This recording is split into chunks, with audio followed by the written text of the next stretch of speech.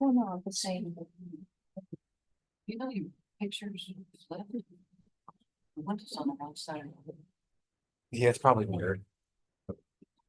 Camera, yeah. I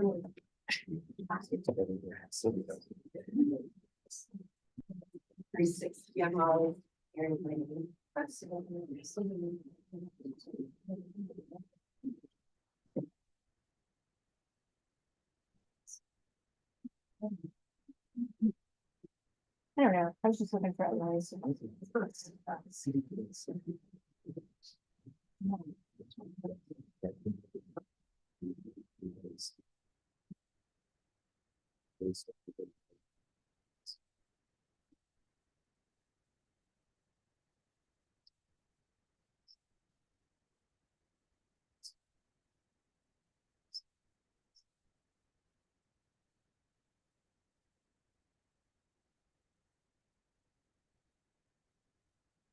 I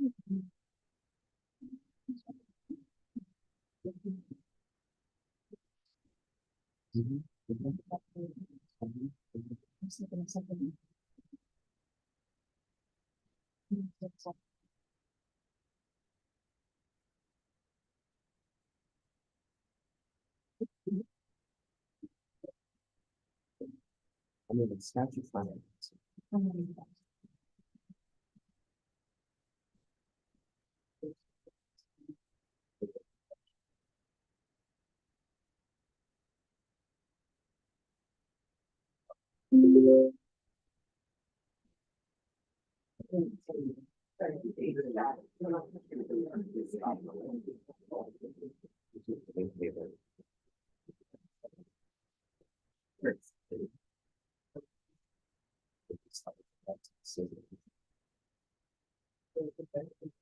No, I was just thinking about it as well.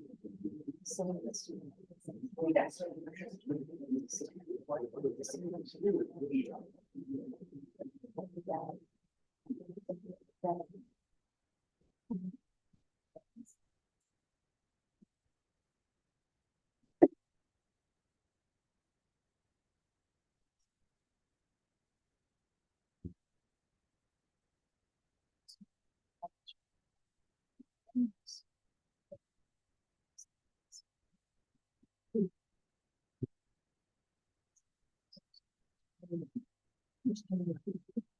I'm so sorry. Or just take that. I'm sorry, I didn't realize there was 6 months. It is 6:01, and I'd like to call our regularly scheduled meeting of Lakewood Beach Community Development Agency to order on this. Before we start, we need to make a motion to take the drawing space.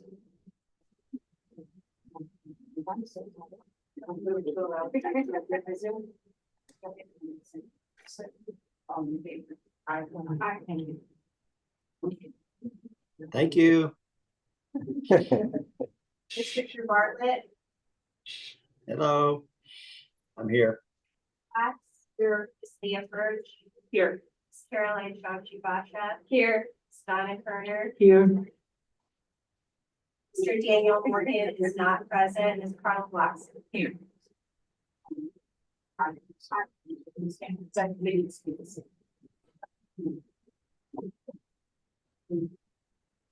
Allegiance to the flag of the United States of America and to the republic for which it stands, one nation, under God, indivisible, with liberty and justice for all.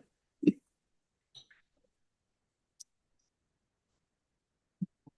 you have any additions, deletions, or reordering of the agenda?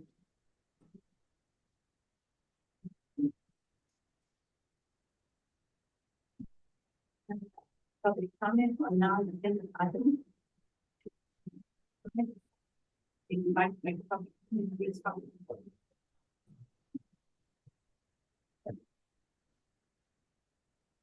Public comment on non-agenda items. If you would like to make a public comment, please come to the podium.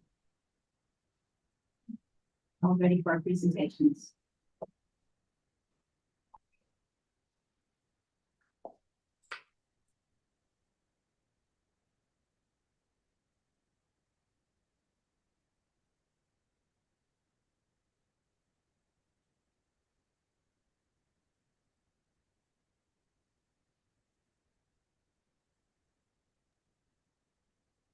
Good evening, Chair and Board.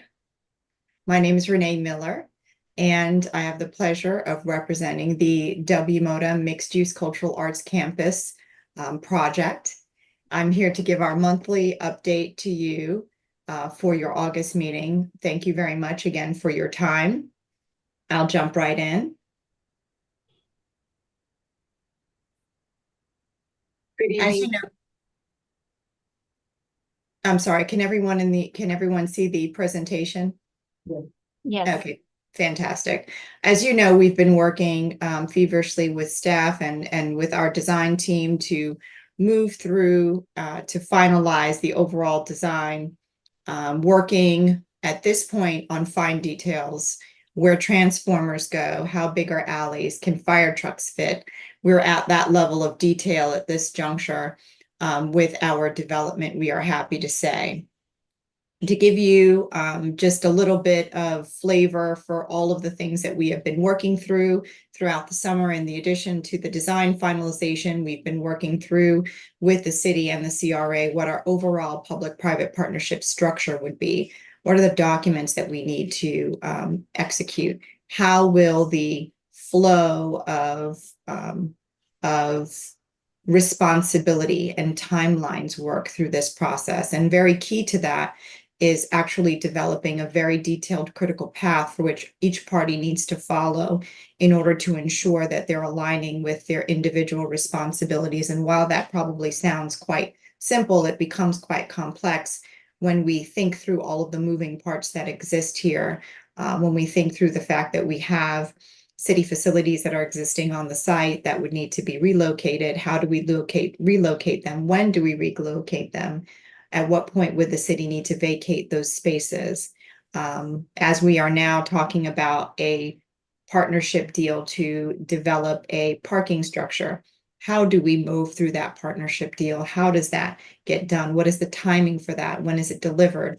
So there have been a lot of details that we've been discussing over the last couple of months to figure out how we can make it work to the benefit of all of the parties involved.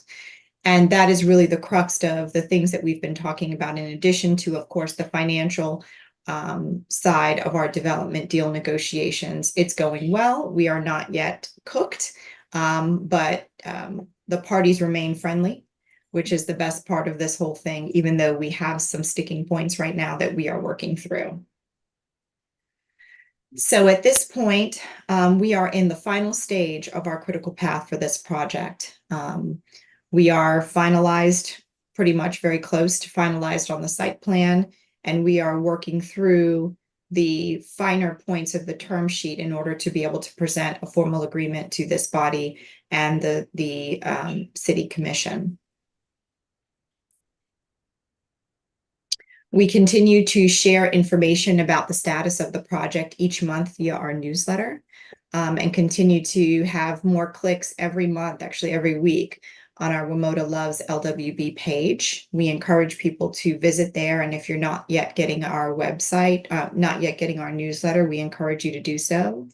But for those residents who do not want to get their information from a newsletter, we still continue to man our WMOTALovesLWB@gmail.com email to be able to answer any individual questions that the community may have. And that concludes my presentation. I'm, of course, available to the board for questions that you may have. Hi, Renee, thanks very much for your presentation. I was just wondering if you could say a little bit more, and I do get the newsletter, so I'm up to date as far as like the written information, but if you could just say a bit more, maybe outline what are the sticking points that you're working out? And also say a little bit more about the public-private partnership, especially vis-a-vis the parking lot. I'm hesitant to. Yeah, if I might, David Tolson's board attorney. I mean, I think we're still in that stage where we're going back and forth. So I don't know if the word sticking point is necessarily the phrase we want to use. We're just trying to work through those various timing, delivery, structural issues that relate to the agreement. So I don't think we're at any place where there's any sticking points. I just think there's fundamental, basic discussions. We can set the floor and then get all those details into an agreement. Agreed. Thank you, Mr. Tolsis. You're welcome. I've been questioned as to when we'll actually have some type of final presentation. Do you have a timeline or a date in mind as to when that will occur? I'll defer to Ms. Oliva to discuss that. Yes, Chairman Bloxon, we just met with the city actually right before this meeting, and we're looking at having a joint meeting October 7th, a CRA meeting October 8th, and then a city commission meeting on the 15th. Because we want to make sure that everybody gets all the information at the same time versus some information coming from the city, some information coming from the CRA, and it's not really lining up. So that's kind of the goal. So we floated those dates out there to see if the city commission can make those dates. And I was gonna ask you later on if you guys were available on the 7th and 8th as well. You can let me know when you would. Thank you.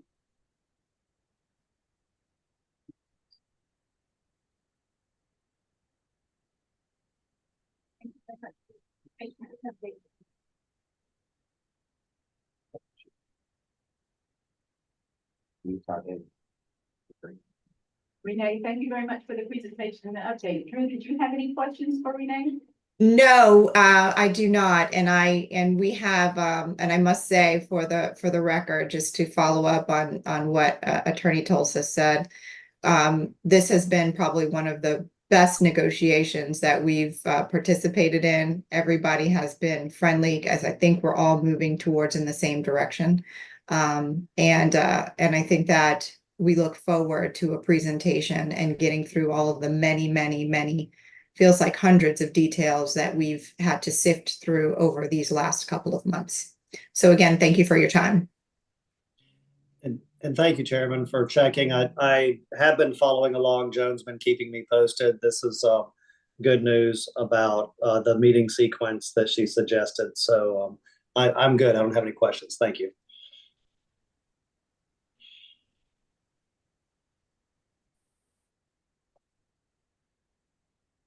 Next part of our presentation is updating on Sky Garden, 15 North East Street project. Mike, Mom, that's you. That's you. What are you doing? I'm sorry. It's the update on Sky Garden, 15 North East Street project. Hello. Rocks. Okay, I came to give a little bit of an update.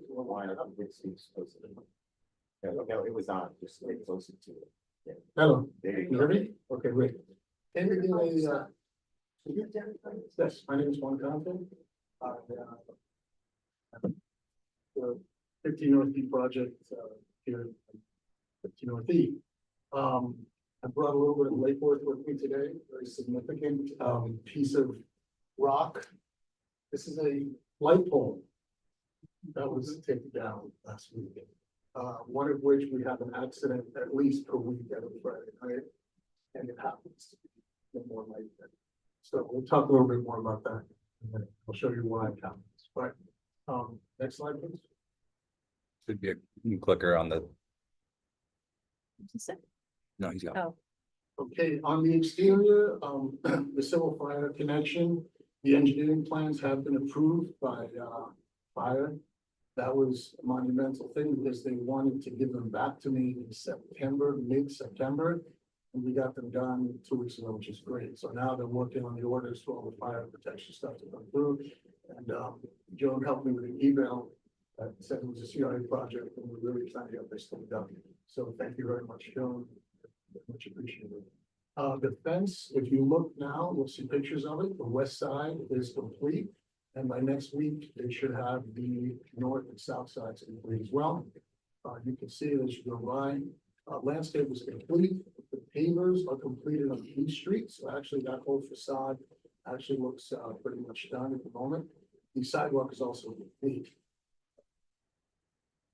The interior, the AC ducts are complete, the cabinets are complete, the doors are complete, the drywall is complete. The electrical is complete, the fire alarm, as we said, the plans are approved for that. The flooring is complete, and the IT, we have a very heavy IT setup because of the architecture firm that has a lot going on, so that is also complete. We are looking in pretty good shape to be, so I'm very happy with that. Here is some of the landscape, as you can see. You go by there. I've had actually a lot of people come by and give me a thumbs up that it looks pretty good for the neighborhood. I'm pretty happy about it. See more of that as well. A little bit more. And then here you can see the pavers up on top with the steps coming up to it. It's really interesting. The building is set up about 3 feet above the sidewalk. And it's very significant because it seems like there's been a lot of flooding in that area. And in the past, that's been a big issue. So I'm pretty happy that the building was designed correctly to be above the flood line. Okay, you can see some more of the pavers. That's the whole line going down. And the installation there is part of the fence. Another part of the fence on the inside there. And you can see the ADA bathroom. These things are all taking place now. We just have to put the rails on once these guys painted up on top. Kitchen, that's all set up. There's just a couple of, okay, sorry. And at night, the lights are on, which is important because we don't have a street light at the moment. And it actually adds quite a lot of, I don't know, life to the corner, one way or another, and there is a pretty busy corner. You can see it here. And definitely, you know, it's good for me because I see it and it's safe and it's a bit of a meeting point for a bunch of people that live in that area. Okay, where's the next one? It says end of slideshow. I had one. Skip on. There was one last slide, I don't know. Is he selling PowerPoint, Chris? Sorry. Oh, all right. This is the problem. That's actually, you go with the computer. If you can click on where the orange pile is, there, that's actually a movie. We don't play. Yeah, click on it. Okay. I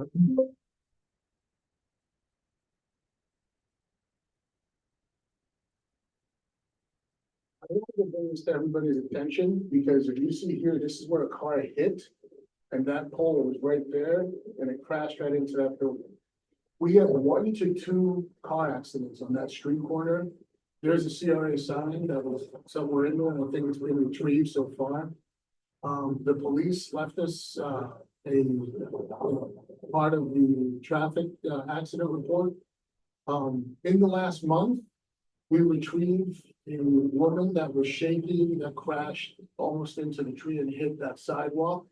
This is a weekly problem. This is not a joke. And what happens is they run through the East Street side is where that orange dot is, and they don't see the stop sign. Run right through it and they hit someone coming up Lucerne that's doing about 40 miles an hour. It's a pretty serious thing because for it to be happening weekly, some of them are minor and some of them are pretty major. So I would, you know, I don't know what else we could do. I've spoken to the fire department, police department. They have a full list of all the accidents that have happened there. And I really believe that somehow, I'm kind of scared for having that corner and our conference rooms in the corner. Because someone may one day come and just whack it. And I don't know. The police are behind getting something done, and so is the fire department, which is right down the block, because they said they're fed up with going once or twice a week over to that street corner to clean it up. And some people have been hurt. We pulled a woman off the sidewalk. We just walked around the corner and we said, wow, there's usually a bunch of accidents here. And all of a sudden, 2 seconds later, bam. And the poor woman, she was shaking because of what happened. And she just fell on the ground, picked her up, waited with her until the fire department came. But it's an issue. So I just wanted to make everybody aware of it. And something has been going on for a long time. That was it. So with that, I leave my presentations. John, I have a question. Is there enough distance for us to get a speed bump or something to where the people have to slow down anyway? That's not something. It'd be great. Or a blinking stop sign, or something, because people come right through, they don't see it. And the woman who owns the corner cafe is also very upset because she sees it all happening. She sees a car that leaves and the one that gets hit. They usually crash between 15 North E and 1305, right there, where they knock down this pole. So I can talk to public services and ask. I really appreciate whatever help, but I just needed to voice it out to let everybody know that it is an issue. So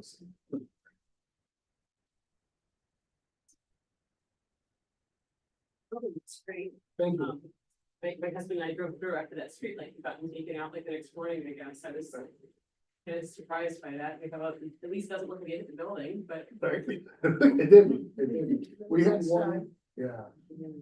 We have had some close calls in the past though, so, so once the fence comes in this week and some of the other things, it'll start looking really finished and then some drapes and things come on and the gardens up on top. And I think it'll, like I said, a lot of people, I mean, I hate to say it, from the bums to people, from the workers, everybody's been like, this is great, and then just people stop by and take some pictures and things, so we're very happy with it, the result. When you first approached us about, trying to get this project done before September, we were all thinking, oh yeah, that would be nice. But I am so pleased that you've gotten in time and you've done everything that you committed to us to do. So I appreciate it. that. Thank you very much.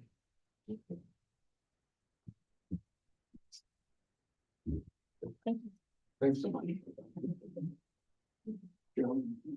No, thank you.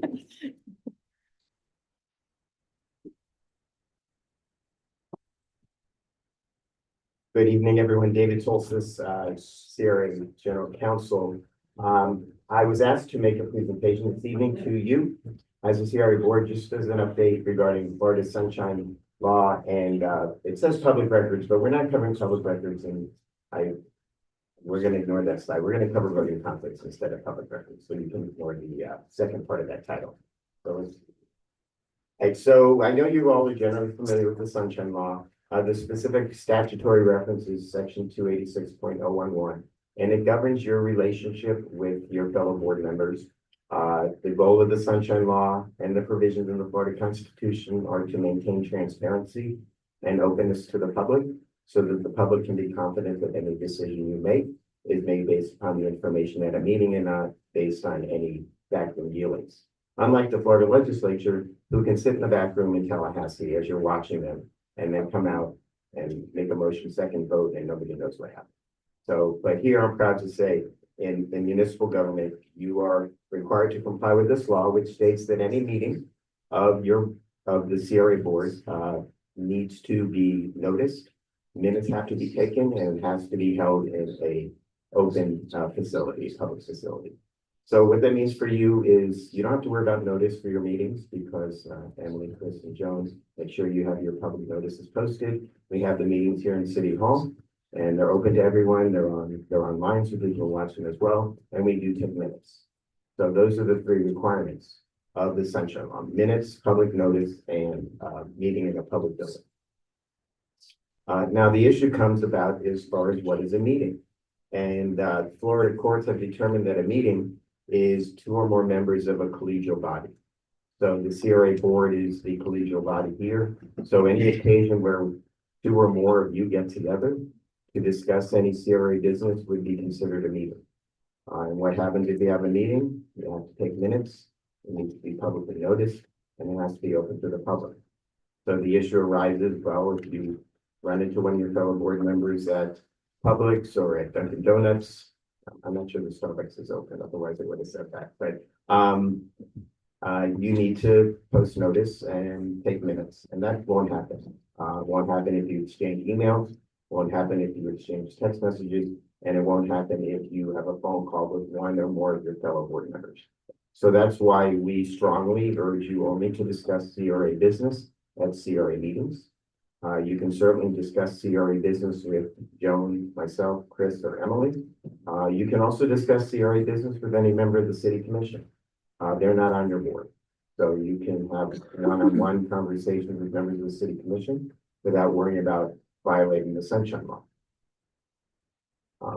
So as I said, chance encounter at a grocery store, discussions of coffee in the kitchen, those could all be considered meetings. Exchange of emails, exchange of posts on social media.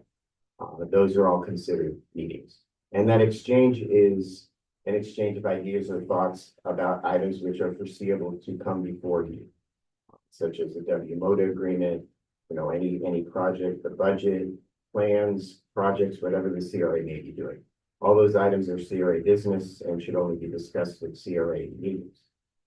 As I said, you can discuss matters with Joan, discuss matters with me, Emily, Chris, at any time without worrying about violating the Sunshine Law. But you can't use any of us as a intermediary to go to another board member and say, well, look, tell them that I really want this, I want to vote for this, make sure they vote for it too, and this is why. Because that use of an intermediary would be a violation of sunshine law.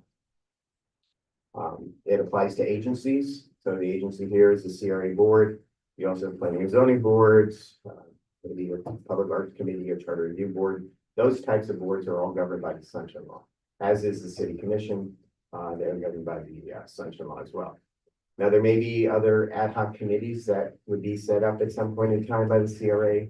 If they have some type of decision-making or recommendatory authority, their meetings would also be considered to be governed by the sunshine law. And those meetings would have to be noticed, take place in public, and minutes would have to be taken. What's not an agency, CRA staff, if their meetings aren't necessarily governed by the sunshine law. If I have a discussion with one of you about a matter, that's not governed by the sunshine law. So the only instance where it could be a sunshine law meeting is if the board said, okay, we're going to appoint, Joan, Chris, and Emily to make a decision on this, and they can proceed.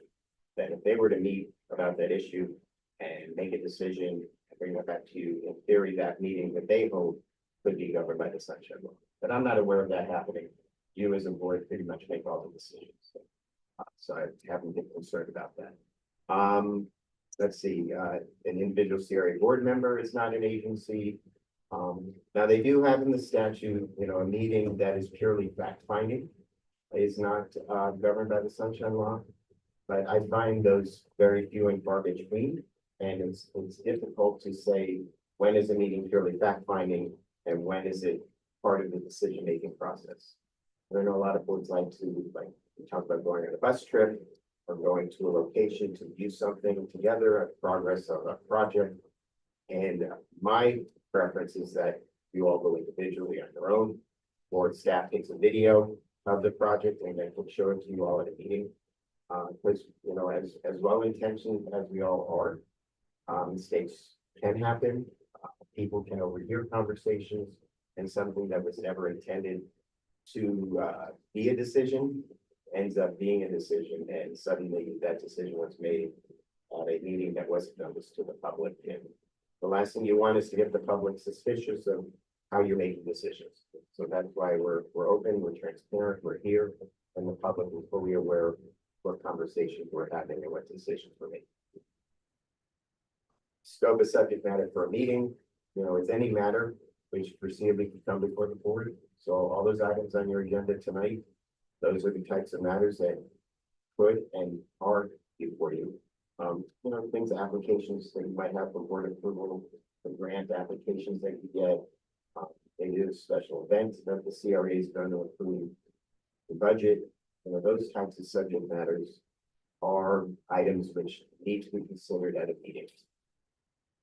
It's not a discussion about, maybe the street paving festival or the Day of the Dead, that kind of thing. If you guys are just discussing that, we can discuss an art show that's going to happen at the Hatch. Those aren't necessarily items that are coming before you. They're events that one time occasion. So you're not in that discussion. You're not doing anything to set policy or make any decision. So in light of that, you can certainly have friendly conversations with your fellow board members, find out how their families are doing, find out where you're traveling to, vacations, how's the hot summer going, those kinds of things, but just limited to matters that you're not going to have to vote on.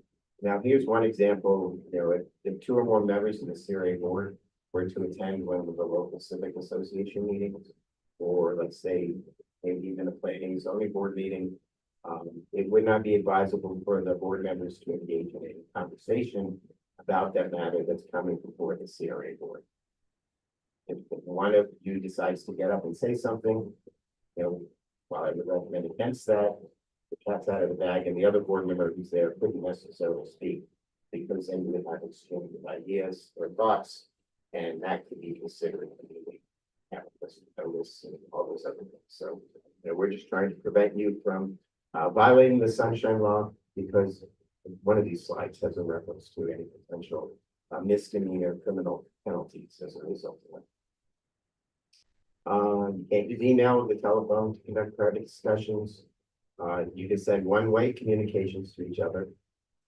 That's whoever gets, typically it's whoever gets to the email first, if it's through Facebook page first, then you can't have the response. So I just recommend that you don't do it. If you do get any communications from any board members, just make sure that they are provided to Joan or Emily or Chris, so that the CRA has a record of those communications.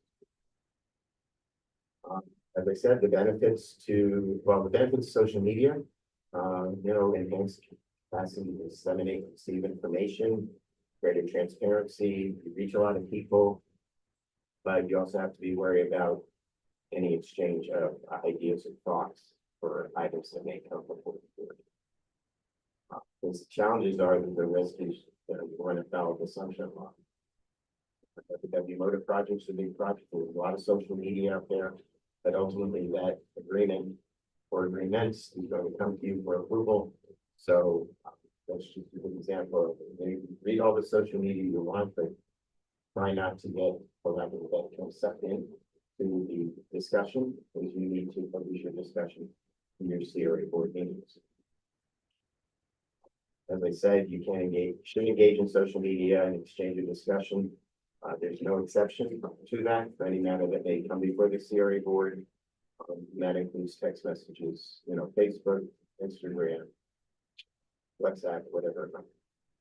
The supports due for ongoing communication activity between board members that attempts to be an invasion of sunshine law requirements.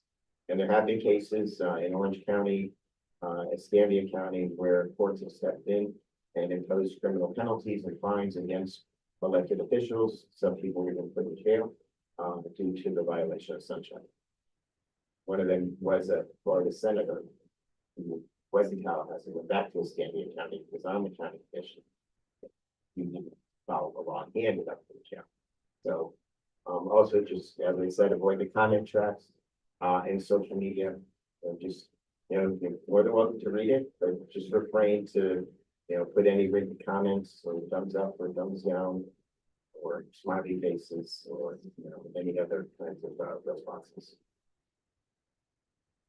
As I said, what's required, we have to put this notice, typically 48 hours before a meeting. That's never an issue with this board. Meetings are places that are open and accessible to the public, and minutes must be taken. You don't have to record minutes, you just need to have minutes taken. And those minutes don't have to be verbatim minutes, they can just be summary minutes, just to allow the public to have an idea of who was present, what actions were taken, and that there was a public meeting that took place. Consequences for violation. If you know that you're violating the sunshine law, it could be a second-degree misdemeanor, up to 60 days imprisonment, up to a $500 fine. If you didn't realize what you were doing was a violation of the sunshine law, get a fine of up to $500. The county commissioners in Orange County, they were discussing a union contract, and it turned out that they were sending text messages back and forth during a meeting. Somebody asked for those text messages. They didn't realize that they were public records. The next thing you know, the state attorney's involved, and several of them had to pay fines, in addition to the embarrassment of having that in the newspaper and all over the internet. And potentially removal from the office by our governor if convicted of a violation of sunshine. You'd also, in theory, have to pay any attorney's fees unless you are following my advice. Hopefully you're following my advice, because then you wouldn't have to worry about any attorney's fees. And it's possible the CRA could provide an attorney to defend you, but that would be a long discussion, and you would have to see what the board would want to do with that. And other penalties if it occurs outside of CRA, and you're outside your course, the scope of your job duties. If you're working behind the scenes jointly to do something outside of the meeting or somewhere, we get more penalties. So don't pass around any memoranda from one CRA board member to another and say yes or no, I like this, I don't like this. Don't hold any luncheons or meetings, don't utilize staff people to convey your thoughts or ideas to another board member. You all work really hard. You get paid a lot as a volunteer. So it's a lot of responsibility. Unfortunately, this is the way part of the legislature decided it's best for public bodies to do business. People can agree or disagree with that. So, especially when it comes to certain kinds of issues, it's difficult to have those discussions in public meetings, but this is your only opportunity to have those. So please, please, please comply with the sunshine law requirements, and we'll make everybody's jobs a lot easier. And we'll support you not, don't poll or canvass any other CRA members on your own to see how they feel about something. Staff isn't going to do that either. If there's some information you need from another board member, like where's this meeting or where's this event, what time's this event, those kinds of discussions are fine. But I know you can always reach out to staff if you have any questions about it. As I said before, you can discuss CRA business with an individual member of a different board, such as the city commission, so long as you don't go from one commissioner to another and tell them what the other commissioner said. That might be an issue for you as well as the city commissioners. As I said, avoid making inspection trips with other CRA board members. We have a nice, small, compact CRA area. It's easy to get around. If you need to go visit a property, it's easy enough to do it on your own or have staff member join you if they're able to. And if you ever have any questions about whether or not something you're about to do could be a violation of sunshine law, you're always more than welcome to reach out to me. Hopefully you all have my cell phone. You can call me and say, what do you think about this? And I'm more than happy to talk to you about that, to protect you, to protect your fellow board members, and to protect the CRA. And we always know that we give reasonable notice and we do allow the public to come to our meetings. Now, the other topic I want to discuss really quickly are voting conflicts. And voting conflicts arise where there's an item that you're voting on, and that the result of that action may result in some type of special private gain or loss to you or a family member. And that's typically in the nature of some type of economic benefit or harm to you. Now, if it's, they often look at the size of the class that's being impacted by the decision. So let's say, trying to think of something for the CRA. It's easy for a grant. Let's say you own a building, and the tenant came in and applied for a grant, and wanted to improve that building. In all likelihood, you wouldn't vote on that item because you have a direct involvement with that tenant. The tenant in theory is paying rent to you. So you would announce that you have a conflict. You would have to fill out a form, and you would recuse yourself from any voting or discussion on that. Bigger issues where it may be covering a larger area. With cities, if they're considering the rezoning of a district or land use plan amendment that affects a large area, and maybe a city commissioner owns a few parcels in that area. You look at the size of the class. If they own one lot and there's 500 lots being affected, then their potential benefit is less than 1%. And the courts and the commission on ethics has said less than 1%, then you don't have to worry about a conflict because it's more general public decision than anything that's going to benefit you. With the CRA board, I think it's more generally related to any property that you own and businesses that you have. If anything's coming before the board, you have a concern about whether or not you should be voting on it, by all means, reach out to me. I'm not your personal attorney, but I can give you advice based on my experience as far as what I think. And if you're still not satisfied, we can always reach out to the Florida Commission on Ethics, because that's the body that enforces the rules related to voting conflicts. As I said, a voting conflict exists when a special financial benefit will result for the elected official or CRA board member, or spouse, domestic partner, household member, or other persons on the tax return, business partners, business partner, the spouse, a substantial debt of credit of the official or spouse. So you abstain from voting, you don't participate in the discussion, and you fill out a Form 8B And I think, Emily, Joan, because they have those forms, if you need to fill one out, fill that out, and those get attached to the minutes of the meeting, and then you're done with that. So you state the nature of the conflict. You don't have to leave the room, but, it's probably a good idea. You're not sitting up on the dais and making funny eyes or faces of the fellow board members and trying to influence them in other ways. You'll abstain from voting. You file the memo disclosing the conflict. If you're not at the meeting, you don't have to worry about it. It's only if you're sitting at the meeting. And the voting conflict can be a perceived conflict. Maybe there's a competitor, maybe there's a neighbor, maybe there's somebody that you had a bad business dealing with at some point in time in your life, and the rumor mills are out there that, well, of course, you're gonna vote no against because you don't like that person.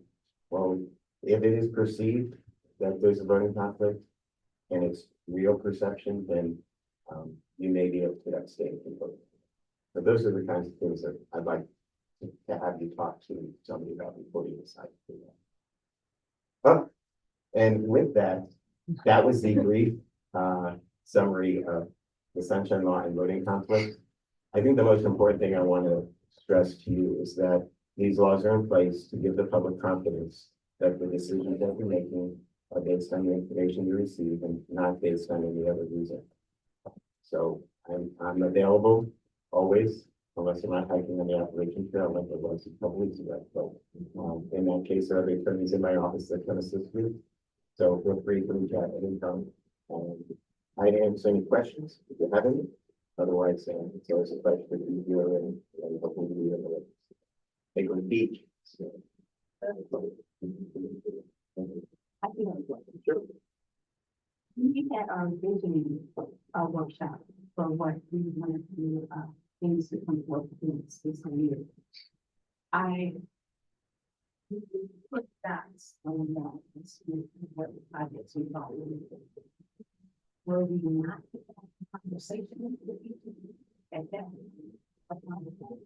Or, I'm sorry. I can't hear you over the AC, I'm sorry, that's my. Oh, That's the. when we recently had our visioning workshop, we were to put little dots on the papers where places that we thought were going to be important. I wanted to make sure that we had conversation because we might say, I really like that idea of the marketing, but was that inappropriate? You know, because we were at our meeting for the CRA, but I want us to be clear going forward as to whether or not we should say anything, or should we just put our dots on the paper? It's my understanding that you were, I was there at the hatch, you were putting the dots in the areas that you felt were most important. And that information was conveyed to Joan. I was not aware of any discussions that were being held that were in the nature of, no, we don't want to have this as a priority, and we don't want to have that as a priority. Those are the types of discussions that were held during the budget and setting your priorities out. So I'm not aware of any discussions that specifically took place as you were putting dots on the meeting. But those I would not encourage. So, Yeah. Yeah. Would you express opinions on this? Speaking of the mic. So I think the idea as far as putting, you put your stickers in the locations that you felt were the priorities for you. So the collective stickers were then conveyed to staff. So and that was all available for the public. Well, I don't know what you were chatting about, but ultimately the sticker that you placed on there was your stamp. Okay, and then that collective placement of stickers was the policy that was set by the board that was available for the public to see. So, It's more, I guess, like a procedural point too. We had two liaisons from Moda, and that's, this is a big sticker on it, it's a really important priority for the CRA and for the board. So just wondering, sometimes it would be great to figure out, maybe this is more for Joan as well. We have Ann Fairfax and Lou Martin, both are liaisons, and I can't pick up the phone or I send an email to anybody. or text message to find out what their, just like what the procedural things are, the process, what you where you're at, if there's like the questions you're putting forward. So that would, I'm just wondering too, you know, what's the best way within Sunshine? Would it be to go through staff and then say, could we get a regular update about what the liaisons are discussing? Or, so it's not prejudicial. I guess that's really the procedural issue, like how do you get the juice, the gut, the whatever it is, the gestalt on that? So I think you're very fortunate in that Ms. Miller is providing you with full and complete updates of every meeting. But certainly, if you want to have your liaisons, if they're having separate discussions with the city commissioner, or I honestly don't know, but they could certainly have a space on the agenda to provide some type of update. I don't know what other information they would be providing at this point in time. But certainly it would need to be on as part of your meeting and not as a separate discussion with them telling Joan and the Joan telling you. Or it'd be better if they just had a report every meeting. Yes, just like, I'll just give an example, you know, as Anne is an architect, and you're going to find out more about it. I could make up all the stuff that I want, I'm not an architect, of what I think, I'm into the charrette. But some of these questions that I would have, I would love to hear, for instance, what Anne Fairfax as an architect, how she views things. Not going to color my opinion or shape it, but it would just elucidate it. And I think certainly as part of your discussions as we get closer to the goal line. So, you know, certainly in a meeting, we use the expertise of Ms. Fairfax, Mr. Bartlett, any of the board members to help better understand why something is being designed a certain way, why something is being utilized a certain way or planned a certain way. But I think those discussions need to take place at a meeting. The last thing. Those discussions need to take place at a meeting. Absolutely. Just was wondering, again, procedural, what's the best way to do that? Phyllis? You're welcome. It's up to myself to let Joan. Sorry. Maybe it's up to Drew and myself to let Joan know that, hey, you know, we had a private meeting with WMODA, and maybe we can share our thoughts with the group, just because I know there was a meeting that I had that was a design meeting, and I got to get a little bit, you know, peek behind the curtain, and I'm sure you all are quite curious about, we haven't seen a lot of them, and a lot rides on. So I'd be happy to share, but as David says, it's sort of early in the process for the design end. A lot of it is just a technical laying groundwork. So I'm not quite, everything's positive. If I really didn't like what I was saying, you can probably hear about it. I guess my concern would be, I wouldn't want you to have a discussion with WMODA that I didn't know about. Right. You know, I think that's very important that comes as a board focus or board-led discussion. You know, I don't want WMODA or us to think, and is going to come in with a design and she's going to make a decision. I think that's something that if Anne has a concern, she would bring it before us. And then we would have that discussion, and then in turn, then it goes to nothing. Am I misreading? No, I think that's correct. I think where we are right now, maybe premature, but maybe a month, or definitely when you have the workshop.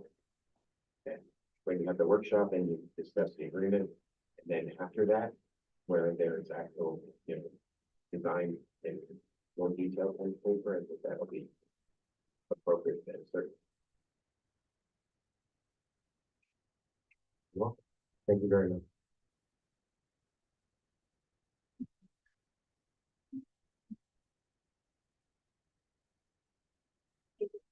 Let's review the minutes from July 9th. And see if we have any corrections or concerns, and then I'd like to.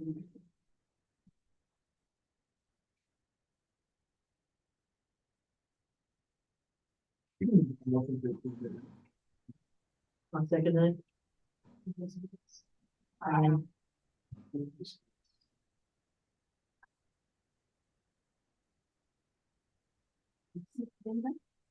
You take off the items that went to the meeting discussing.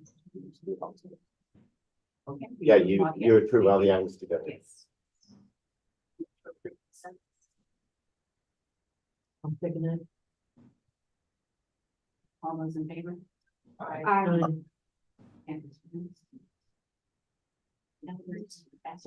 Just for the record, Mr. Bartlett, you're voting yes on these items too, correct? I did. Thank you. Did you hear me when I said aye? I did, thank you. Okay, thanks. Now we are to our action agenda, that's the budget for fiscal year 25 and approved resolution. Thank you, Madam Chair. At our last meeting in July, we went through the budget pretty much line item by line item, discussing both the operating, the debt service, and the capital budget. The CRA board at that time made no changes to it. Staff has made no changes to it since then as well. So we present to you the final budget for next year. And included in your packet, you have, again, the operating budget, the debt service, and also the capital project budget. So in order for you to pass the budget, you need to actually approve a resolution, which is included in your packet and reviewed by our attorney, which would be resolution number 2501. Thank you.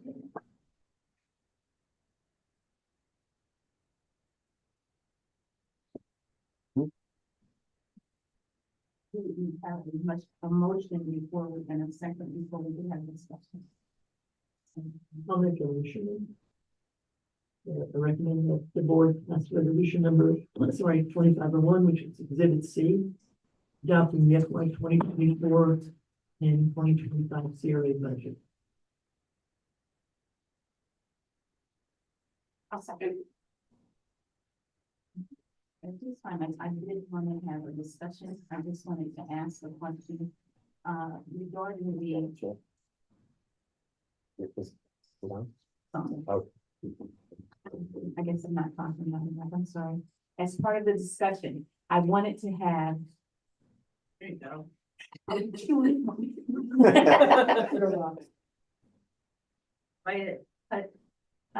wanted to have a discussion regarding the commercial retail attraction program. The interior and exterior facade program. I wanted to discuss the process. I know that we had talked about it regarding, I know that we approved the amount for next year. My question was whether or not we were going to continue to have such large grants. Could we start with micro grants, maybe for smaller parcels or people? And I know that we're going to do marketing, but can we have a discussion regarding about that after we approve the budget? Yeah, because the grants don't actually start until probably mid to late October, just because of finance. So at our next meeting, what I'm hearing is you want an item on the agenda, Chris explaining all of the programs we have, and then to talk about the maximums and minimums, et cetera. Yes. Okay. And also if we could get an idea of maybe, since somebody's partnering with the city for the marketing, if maybe we could kind of look at how we could encourage small businesses to apply. Okay. Anyone else have any questions regarding the budget? And now it's time for the public comment. Does anyone have any public comment regarding this item? If you do, please come to the podium. Great. All in favor? Aye. Aye. Pass unanimously.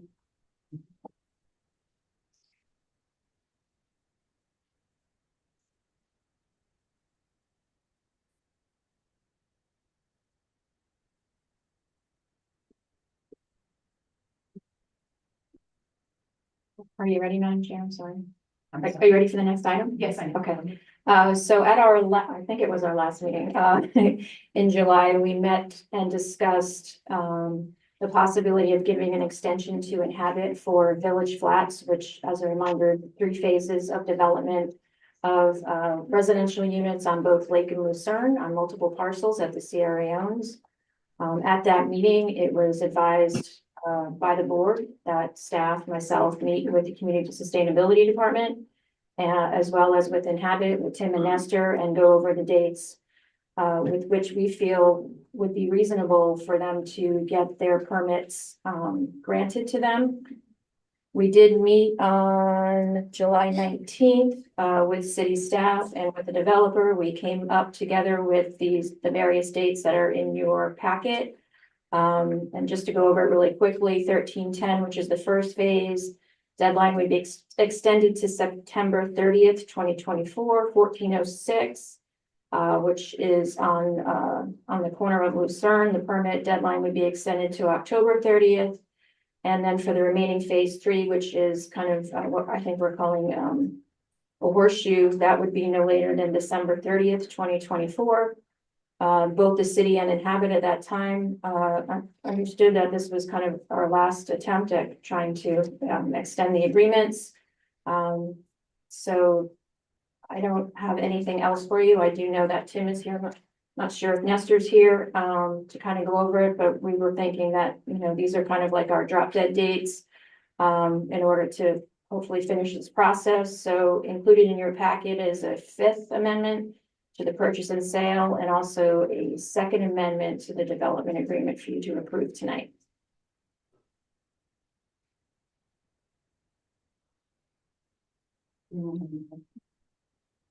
John, one of my concerns was I was really dealing heavily with the recommendation. And so you feel very comfortable, and that this is the process that we should follow. I'm sorry, Joe. Make sure that I was listening to your direction. You know, I really wanted you to kind of weigh in and say, you agreed with this, you understood it, you agreed with the dates. You know, because I'm sure I mean, you know, obviously we always, you know, have concern for, you know, city staffing issues and, you know, vacations and things like that, but we did meet with the staff. We met with both William, we met with the building inspector, we met with a number of the planners, and they all agreed to these dates. So I felt comfortable with going ahead and providing those to you as a recommendation.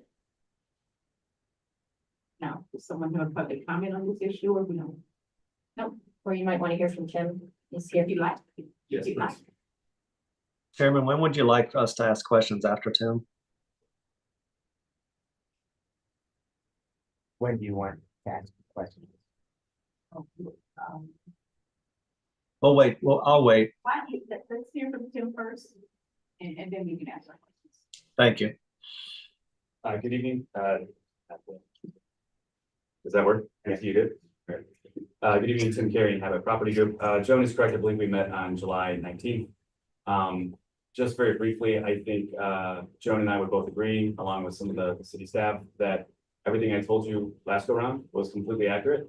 And I think we also learned some additional things that kind of portray things in a different light, a more serious light that definitely gave me pause for concern. So I'm here tonight. I think these are the dates that they did say. Joan's right. That would be September 30th, October 30th, and the end of the year. My only concern now is that I believe on July 31st or July 30th, we dropped off another USB drive. As I mentioned at that time, we had very few comments on 1310, which is the quadplex. I think we had 8 or 9 total, 3 to 4 of which were for trusses and stairs, which can be deferred. So right off the bat, we're knocking off 3 to 4 there. But we just got word back this week that they will not have comments back to us until September 13th. I don't know why so few comments would take that long. I've asked Nestor. Nestor, as you know, he's been building and developing here for a very, very long time. He doesn't know either. We have our suspicions as to what's going on. I don't want to comment on it, but I'm concerned that we're going to do this dance again, and I don't want to do this dance again. And as you guys know, and I hope you can hear the empathy I have for city staff, but also my frustration. Because at this juncture, I think you now know that I was submitting all these documents in March. And then I was redoing it in April. And they were going into the ether of the internet, which no one still knows where they went. And then we also learned that, you know, the transition from who was in charge of the building department, that was a big deal to them. And that changed things over there. And as a result, some things were either mishandled or shuffled around. That's fine. I'm not upset about that, but I don't want to set us up for any more failure. We've come too far. I think we all understand things. These are the dates that they said. I think we need to be super, super realistic because to Joan's point, this is it.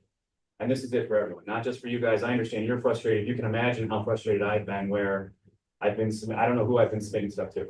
And I don't know why I've been calling and emailing saying, you got it, right? You got it. You guys all have everything. And no, not really. So let's be realistic here. Let's not waste any more time. I want to do one more deadline and then I want you guys to never see me again. Well, I'll see you around and we'll say hi to each other, but we don't have to talk about any of these meetings ever again. And we can discuss this, Joan. I'm not trying to trip Joan up or the CRA at all, but to me, it makes a heck of a lot more sense to just move 1310 back a month to 1030. 1401 and 1216 are into the building department. I would move those back. I'm just telling you, based on the experience I'm having, I don't know what else to say, but to 1230. And then we can debate this, whether this is fair or not, but then the live work units and the 1230, which is just the 2 units, I would go to at least the end of February. I'm telling you, based on what I've dealt with over the past 6 months.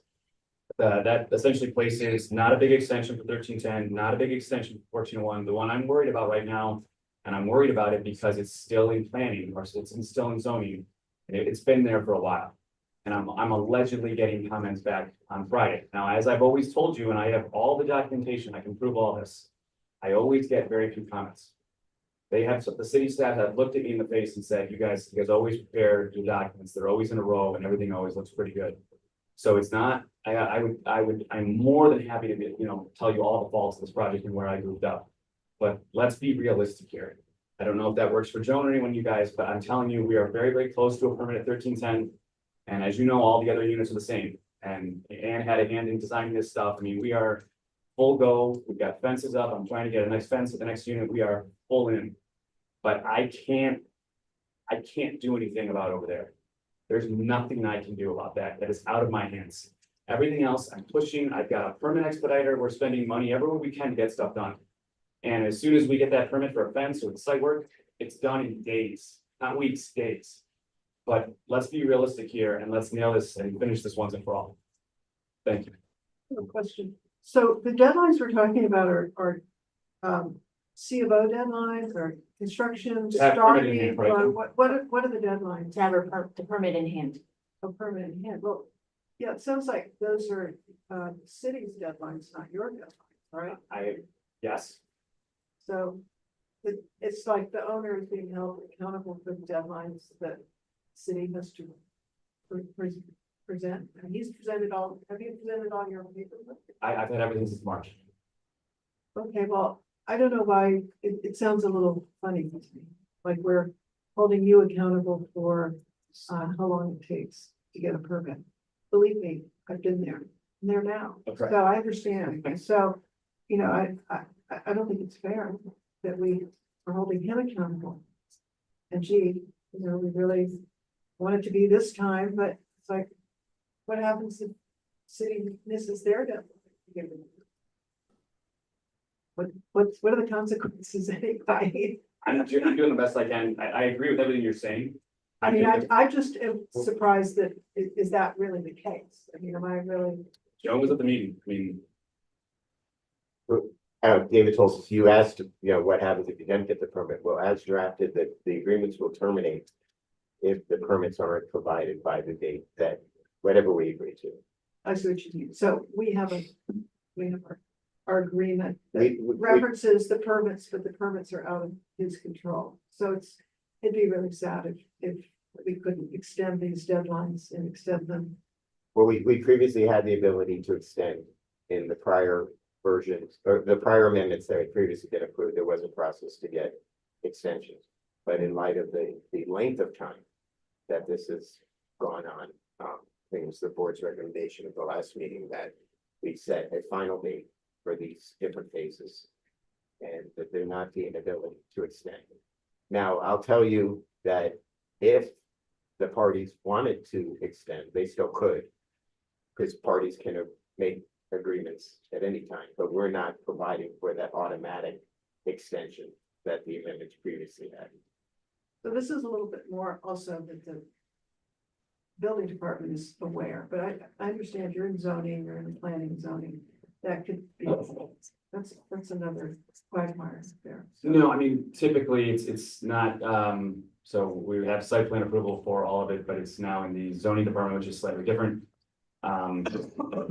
We've done this so many times now that the final phase essentially, or the final, again, I don't want to confuse anyone, but the final two buildings are essentially in zoning, but we've responded to so many of those comments and they're so similar, often based on the other submittals we've had, that my hope is that we are spinning that back around and quickly turned over to building. At least that was our experience going from the experience from 1310 to 1401. So So are you making a recommendation to this board that we change the deadline? To alter it to be a little more realistic? correct. I essentially said, essentially Jones said with the meeting that we were in, they said, at the time I agree with them, I think we talked to Barry Schultz, and we talked to everyone, and they said 1310 by September 30th. But now I've got documentation that is showing I'm not gonna have comments back until September 13th. So how do I, and it's not on that many comments. So how do I do that? How do I get a permit in hand 17 days later? I don't know. So what I'm saying is, do I think I can do it in 47 days? Yeah, I'm pretty confident I can do that. And then 1401 and 1216, which were submitted simultaneously, that I'm like suggestion goes to 1230 just because it's 16 units and it hasn't been in building that long. This was based on my experience, Nestor's experience, and what we're getting. I'm basing it on real-time feedback of what I'm getting. Right.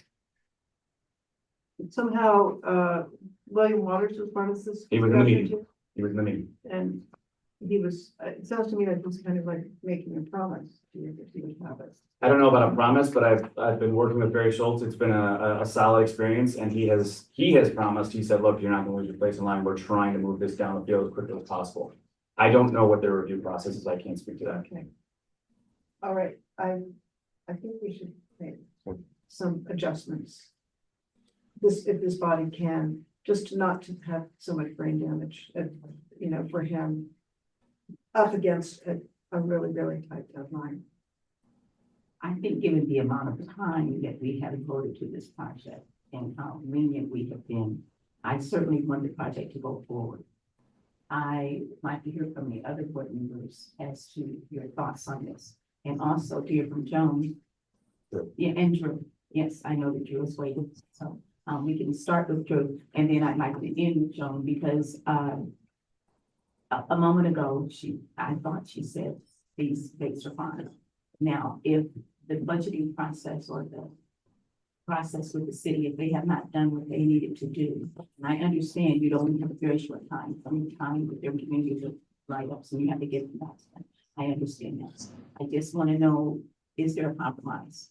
But let's hear from the other board members. What do you think?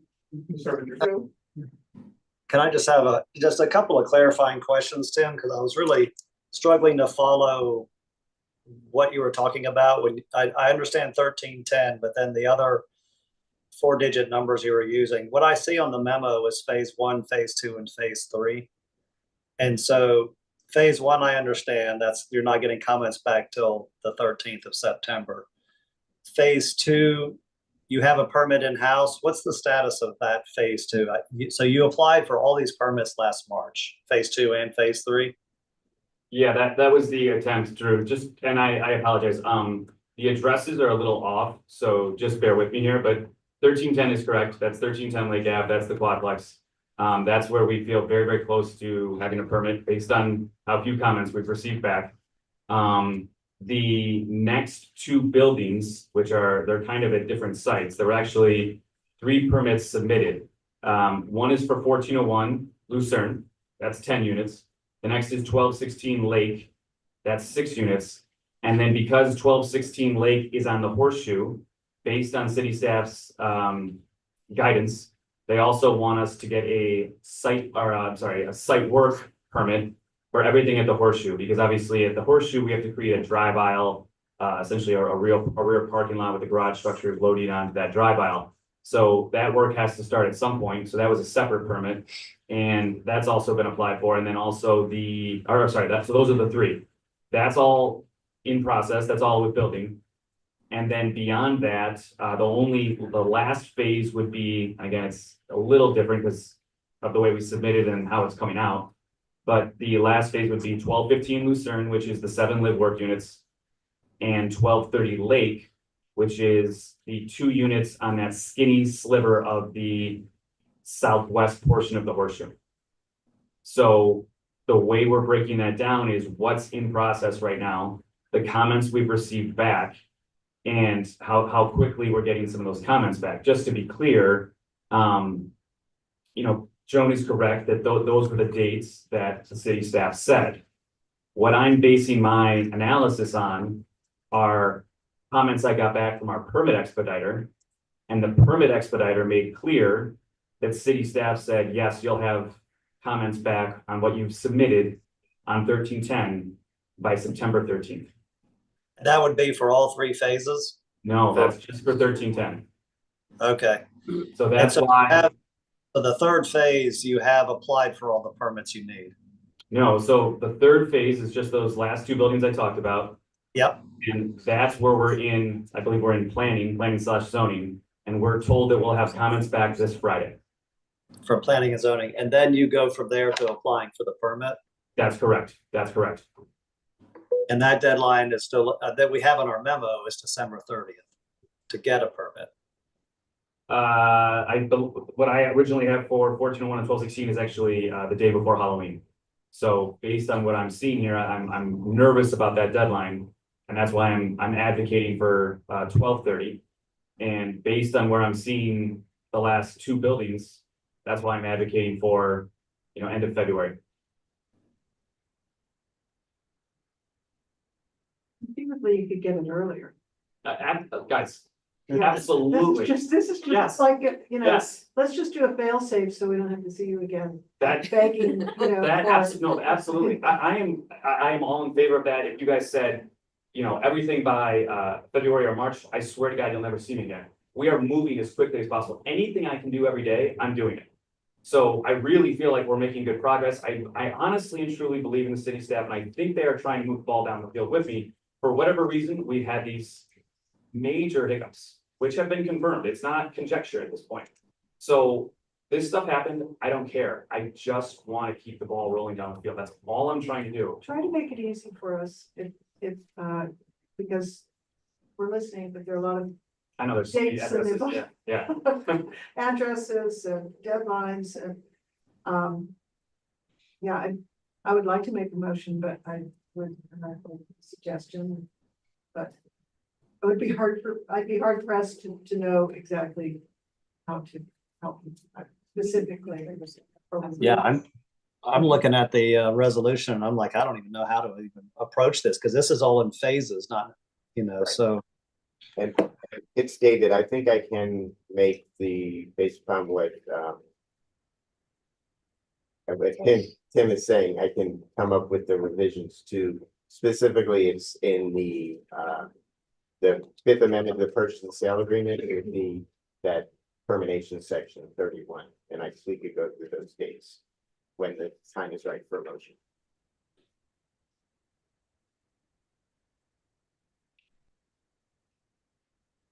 You want me to do that now? You want me to wait till discuss more? Okay. Well, I wanted to know if anyone else had any questions or comments. Manager. A lot of these correspondences, is it through email or do you have like, proof of some of the, you submitting these things? Yeah. I don't know if it's in some of the backup, I don't see it, but, I've heard a lot of things, the bureaucracy is slow in a lot of ways, and I've heard comments about building and zoning here in Lake Worth. So, and I know it must be difficult to come here, show face every single time and promise things that are really out of your hands, and I think about what is the alternative, if we decide to terminate, right? How long will it take for us to get anything done? Then, how many years will we have to wait? And so, I would recommend to you, and I would be comfortable voting yes for you just asking for whatever amount of time you feel you need with some extra time.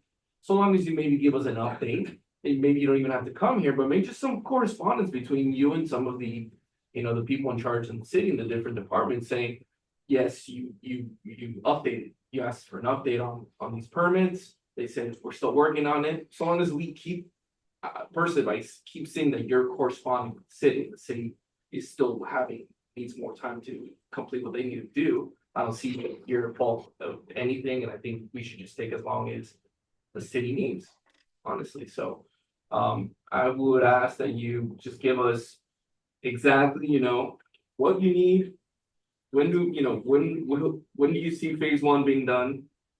And just be generous to yourself. But maybe submit an update in 3 months before Christmas, what I mean? I think about September, November. I know people, start going away. A lot of things gets, put aside until the new year, so.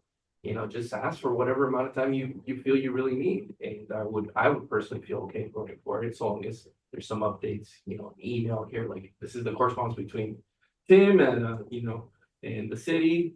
They're still talking, they're still working it out. Man, address that. First off, I appreciate all of that. And I just wanted to address one piece. There was actually, last time I didn't get to present the PowerPoint, but I did have a PowerPoint slide where it showed all of the screen grabs that I used to show what was submitted and when, and those screen grabs have dates. I also have emails. Obviously, I can't, suppose I could, I used to be an insurance attorney, so I had to look through phone records. I could get the phone records and show that the calls were placed. I don't think that's necessary, but I also have emails confirming, hey, I just sent this into the portal, and you guys have it. So I can bear all that out, but aside from all that, we're past all that. So I just wanted to kind of address that to make sure that I was fully transparent with everyone. But aside from all that, I hope everyone knows, and I think I've said this a few times, but I'm extraordinarily grateful for the time we received. I'm extraordinarily grateful for the help that Joan and Chris and everyone has provided this project, and I'm extraordinarily grateful for the board. So with that said, I am happy to come here on a Tuesday night. One, I kind of like these meetings because I'm a nerd. I'm a policy nerd, and I kind of like being in the meetings. Like this, like your presentation was great. I thought it was. I've always kind of wondered about some of that stuff. So anyway, happy to come here, happy to update, happy to show you guys all the progress, even if it's minimal. I don't need to be on Zoom. I'm up here a fair amount anyway, so I'm happy to update on all that. That's a great idea. I'm in. Anyone else? Or you guys are in it. I continue to like this project, and I'm so enthusiastic about it. I hope everything can work out. The one thing I would ask is that, to Drew's point, there has been some confusion between phase one, phase two, and phase three, as they're outlined in our materials. So I just want to make sure we're all talking about the same things when we reference those terms. The project has always been 3 phases. I know that Tim breaks it up further, but for us and our dates that we've had all along since 2021. 2021 is when we went from the 40 units down to the 24. We still don't have permits. If this were another developer, I don't think the board would be this gracious with time. So please go ahead and give them more time, but that has got to be it. I mean, we have been holding on to these properties since 2019 and taking care of them. That's a lot of work for CRA staff to do. And it's not fair to other developers who call all the time wanting to know if we have property. So if we want to extend some of the deadlines in here, I'm fine with that. I have a problem with 2/30 going to February. That's just my personal opinion. I feel comfortable with things going, probably to the end of the year, and then that's it. Unless there's like a cause that we can show that the city somehow is being deficient. Because in these meetings that we have with them, there seems to be a lot of back and forth. Not pointing fingers at anybody, but I'm just saying that, there's been mistakes made on both sides. There's been changes made on both sides. And, yes, the city did have an issue with their IT system, but that was a month. Again, we're talking about 2021. It's almost 2025. And we still don't have one building on the ground. Okay, Joe, what would you recommend then? Just say. I would recommend taking the dates I gave you and giving an extra month on each of them, and that's it. So just to confirm that would be 10:30. 11:30 and 1:30. Is that right? Correct. Yes. Yeah, and just for the board's reference, the way these agreements are structured is that we provided a permit date that they had to get their permit for the respective phases by a certain date. And that triggers the closing of the property, the actual Okay. conveyance of the property from the CRA to the developer, which will happen 30 days after the permit date. So if we look at in paragraph 3 of the amendment, the Fifth Amendment, you go to 31.1. So what we would have is we would have the permits for the development of phase 1 would be issued on or before October 30th. And then the closing would be on or before November 30th. For phase 2, the permits would be issued on or before December 30th. Oh, sorry, November 30th. And the permit and the closing would happen before December 30th. And then for phase 3, the permit would be issued by December, January. No, by January? January 30th. January 30th. Okay. Oh, we added a month. You're right. Okay. January 30th, and then the closing would happen by February 28th, 2025. So that would be how we would reflect that in this amendment. I just have one other additional request. Ramsey McLeod, I know that this project is really dear to your heart. Would you like to make a public comment? Thank you, Mr. Chairman.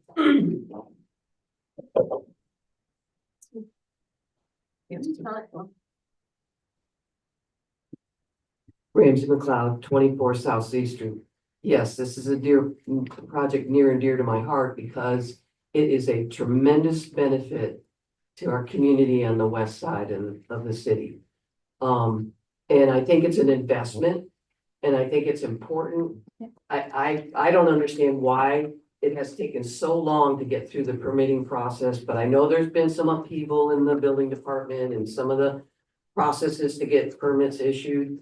And I agree with you, Ann. I don't think the developer should be held accountable and can speak to the fire because our staff in the city isn't able to process some of these developmental plans and stuff in a timely manner. So I really appreciate you being open and willing to give him some more time, but it's not him time, it's staff time to complete what they need to do so he can meet the requirements of the agreement that you initially executed with him. And I know it's been long, trust me. I go by there all the time. I'm like, when's there gonna be a shovel in the ground? I wanna see these. And it hasn't happened. And trust me, he knows I've been bugging him with emails. Just looking for an update. Where are we now? He says, well, I'm trying to get the plans approved. And that seems to be the repetitive answer I get, which to me defaults back to city staff.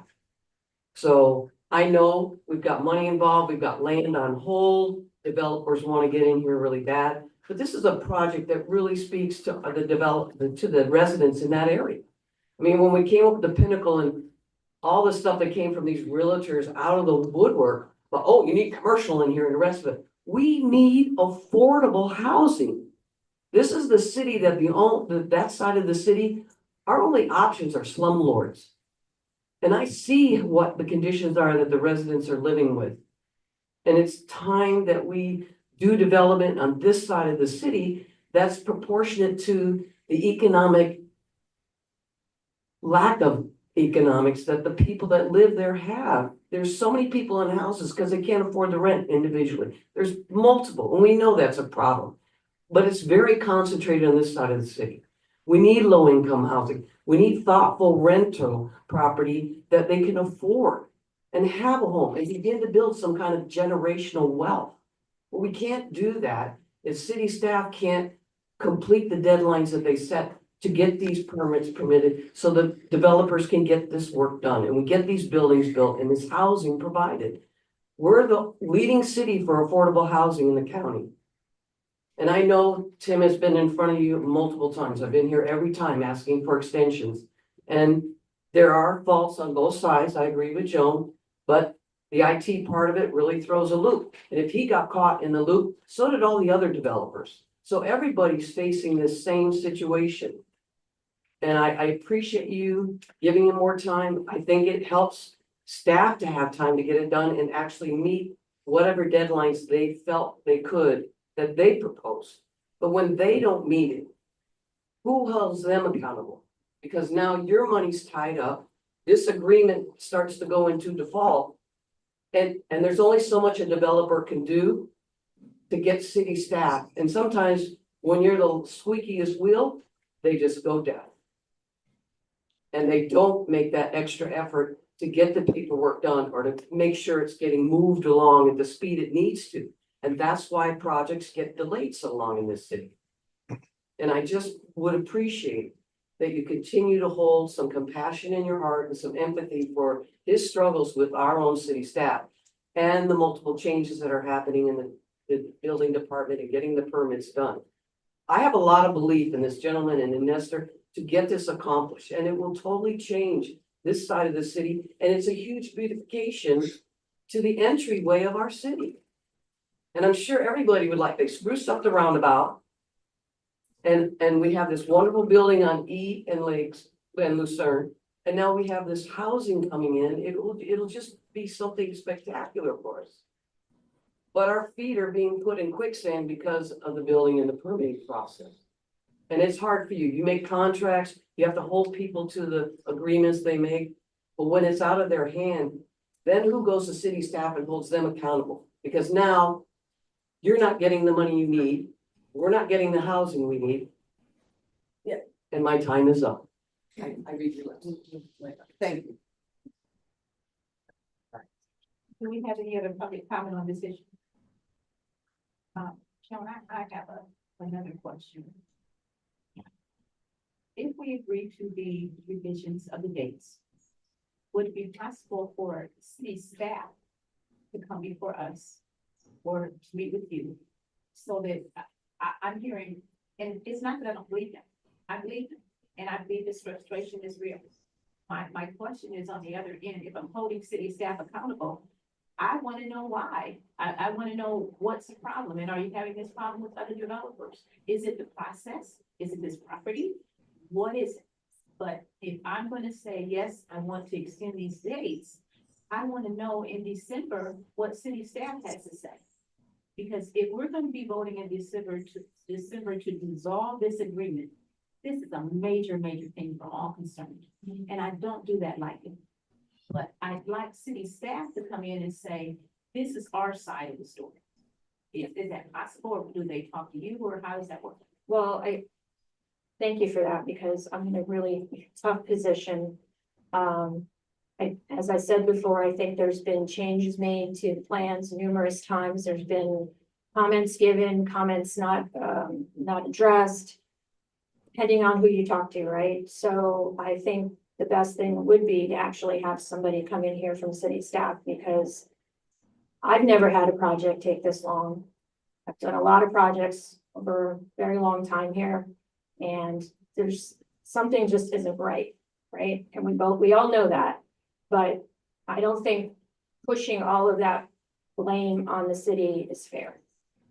I think, yes, they had an IT issue. Yes, they had a building inspector change, but again, I'm just going to go back to 2021.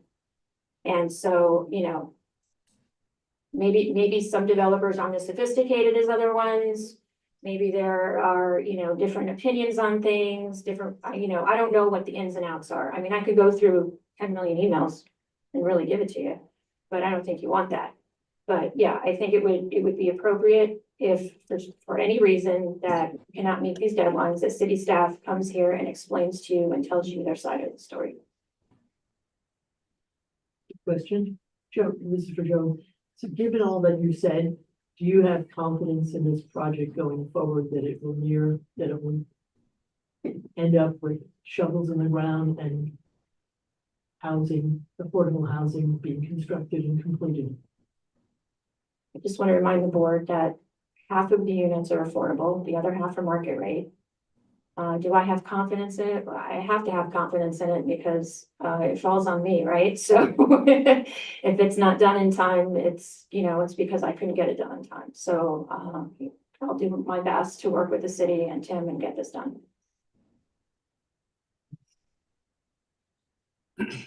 Chairman, if you don't mind. Yeah, this is Drew. So Joan, I was with you. I think it was 2 extensions ago in 2023 when we were talking about the extension. And at that point in time, Inhabit was between architects and hadn't applied for any permits. And that was 2 years after the agreement, right? So it was a COVID problem. We had all the excuses, but it was the shambles.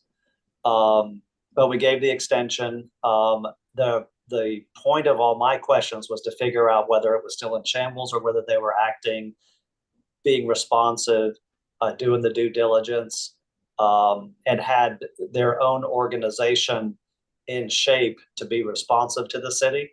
And so I got the answers that I wanted out of that, because it sounded like every single project, every single property now is getting a back and forth, now is going forward. And so, I think I'm with you, Joan. I was, not too excited about another one. But given, okay, maybe by the end of this year, at the latest January 30th, something will be underway here. And the fact that they seem to have made the investments, corrected the organization, and is being more responsive to the city, maybe there's a chance. Honestly, my prediction is that they will be back before us for another extension before it's all said and done. There's a lot of moving parts here.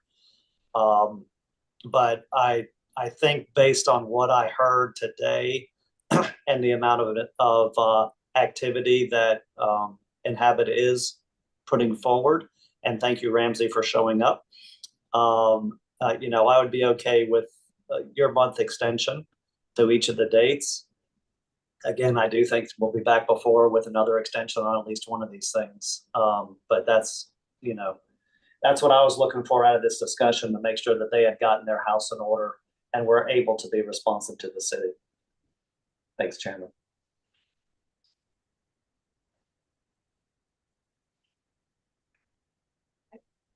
I don't mean to focus on a microcosm of this, because I'm ready to kind of start, I guess, reasonably clean, look at these deadlines and go forward. But I am troubled that there was a submission July 31st, and the response is you're not going to hear from us again until September 13th.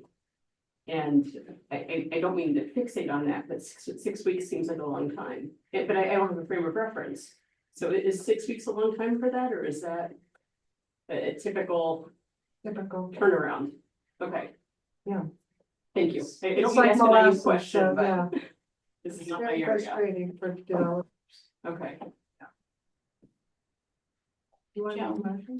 How are we on other projects that we have things the end of planning and zoning and building department? How's it going? Going well. We don't have any other agreements that need to be extended. I guess, what I'm looking for is your thoughts, because we would have to change the dates, and that would be, and so we'd have to redo our revision. It's just not just changing the date.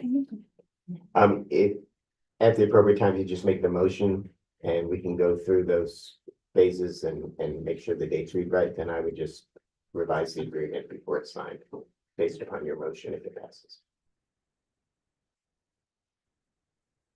And also, like, based on what Tim was saying, revise the actual properties that go into those phases. Now, I think they stay the same. I think that's what Joan's saying. I know Tim may have a different frame of reference, but I think what Joan was saying was that these are the phases that the CRA knows, and they're consistent with what Tim is referring to. They're just referenced a little different in the agreement. Because when we actually close on the properties, these are the addresses, the property control numbers that we will use when we close. And then just another point of clarification, so once we come up with those dates, are we saying that this is it? Or is there another Well, way out? this amendment doesn't have the automatic 90-day extension request that has been in prior amendments.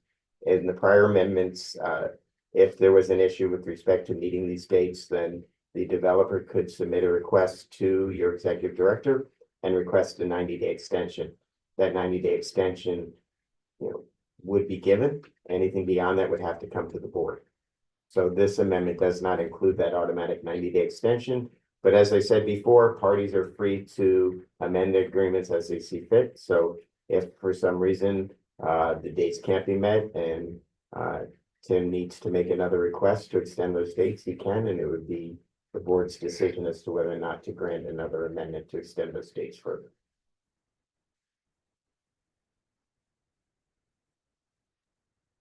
David, this is true. I mean, could you make it could one of us just make a motion to approve the resolution with the amendment to section 31 to extend each date in that amendment by 30 days?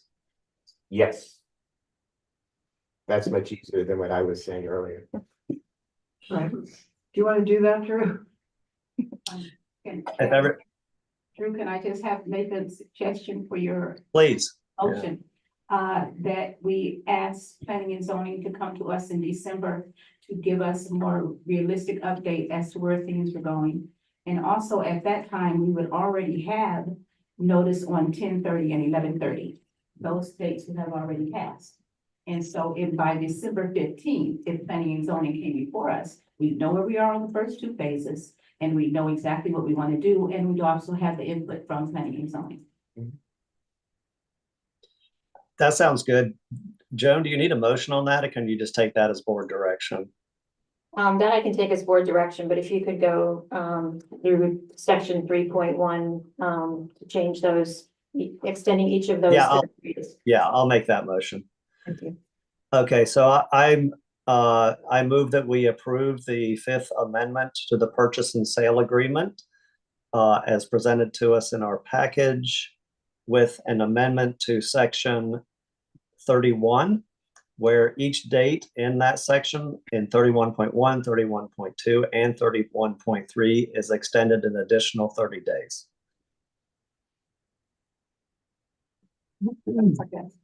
Second motion. All those in favor? Aye. Aye. And then the other part of this agenda item is the Second Amendment to the Property Development Agreement. And the way the deal is structured is that once they get the closing on the property, they have 365 days to get that CO for those properties. So this amendment just clarifies that. And so that I could just ask that you approve the Second Amendment to the Property Development Agreement as well. All right. Would you like, I'll go ahead and make that motion, because there's nothing to change in this one. This just bounces off the other one, right, Tim? Right. Correct. So I'll make a motion to approve the property development agreement for the E and F Street Village Lofts. That's all I have to say.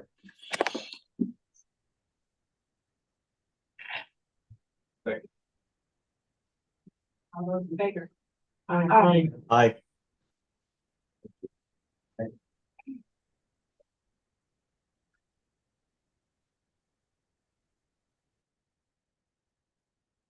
Executive Director's report. A few things on the report tonight. We have our community locals only show that is opening on Friday, 9/6, and that is the theme is Lakewood Cottages. Looking forward to that. Day of the Dead is quickly coming upon us, which would be November 2nd, from 3 to 9 p.m. We are looking for volunteers. If you or know anybody who would like to volunteer, please contact Emily. There's also a map in your backup that just shows when we had the tree giveaway just a few months ago, where exactly all those addresses were within the city, just so you could see that trees actually went in the city. And then finally, although it's not on here, I did talk to Mike Oliver from Madison Terrace. As you remember, there was a low-income housing tax credit application. Both Pinnacle and New South Residential applied for it. And actually New South Residential scored much higher.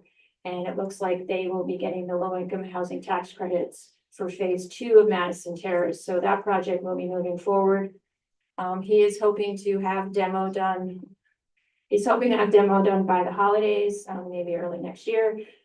to start on that project. The Pinnacle project for now is kind of on hold, but, I do know that the developer, Pinnacle Development, is, still very interested in those particular lots, due to the size and location of them, and may come back to the board at some other time with perhaps a little different rendering and being open to listen to the board as far as, some other things that some of the community talked about. And that's all I have. Thank you.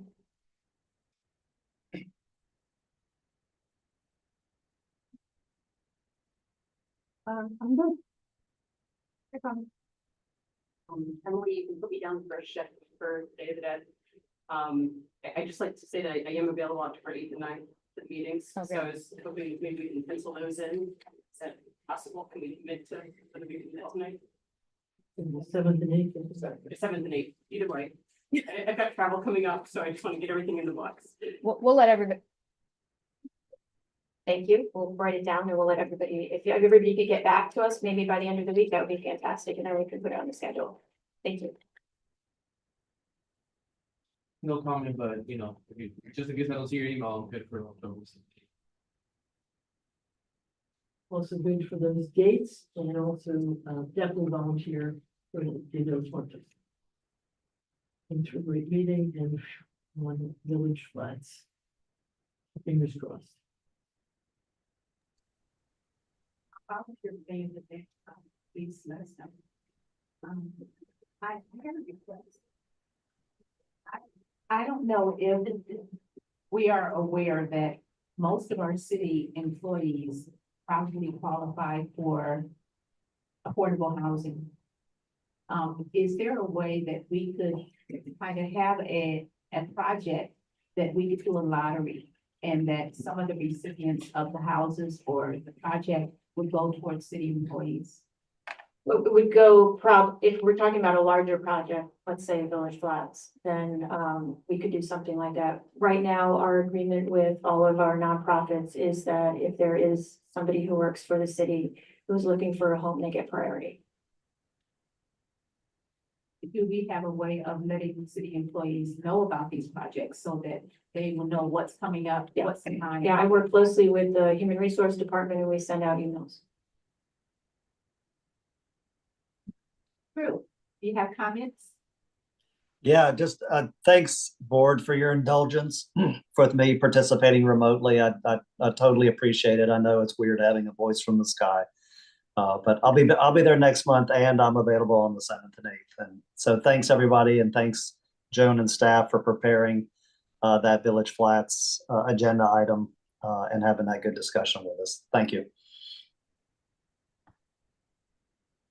My last comment is I wanted to thank the people in the audience who came from the NAPC to visit us tonight. Thank you very much. And we have our commissioner, Mimi May. And I know that it takes time, you know, and as we move forward in the WMOTA process, I hope a room is full, and I hope Commissioner Chambers are full, and you will be going out asking people, you know, for their support, because we can't do it without all of you. Motion to adjourn. Motion to adjourn. Second, all in favor? Aye. Aye.